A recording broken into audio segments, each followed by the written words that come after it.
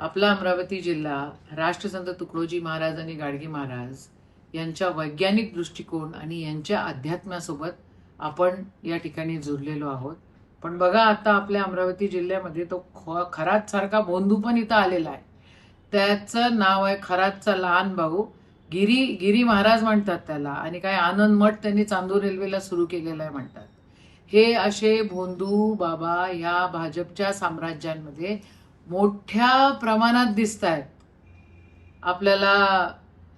तो राम रहीम बाबा, मग आसाराम बापू म्हणतात. तो जेलमधनं सुटतो आणि श्रीरामाच्या दर्शनाला VIP मध्ये जातो. चाललं तरी काय आहे, कशासाठी हे?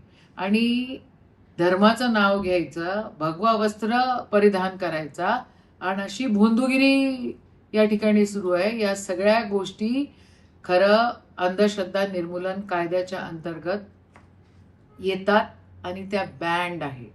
आपण एकीकडे अध्यात्म और विज्ञान से हो संसार का भला असं म्हणतो, आणि दुसरीकडे भोंदू बाबांच्या निर्मितीला हे सरकार जबाबदार राहतं. याला काय म्हणायचं? हा जो गिरी महाराज याला म्हणतायत, डॉक्टर बोंडे असो, आदरणीय नवनीत राणाजी असो, सन्मान्य मुख्यमंत्री असो, किंवा मग आता ते वरुडवाले जे आमदार आहेत ते असो, सगळ्यांसोबत त्यांचे फोटो आहेत. आणि उत्तर प्रदेशचे मुख्यमंत्री त्यांच्यासोबत पण यांचे फोटो आहेत. म्हणजे भाजपचे मुख्यमंत्री, उपमुख्यमंत्री, भाजपचे आमदार, खासदार त्या ठिकाणी त्याच्यासोबत जात आहेत. त्याच्यावर कठोर कारवाई झाली पाहिजे. आणि मला आश्चर्य आहे की त्यांना पोलिसांना अजून त्यांच्यावर इन्क्वायरी का करू दिली नाही? त्यांच्यावर या सरकारचा अभय आहे का? त्या लोकांना संरक्षण मिळतं आहे का? कारण एकदम न्यायालयीन कोठडी दिली. पोलिसांनी जर अजून इन्क्वायरी केली असती तर अजून साऱ्या गोष्टी त्या ठिकाणी बाहेर निघाल्या असत्या. पण कुठेतरी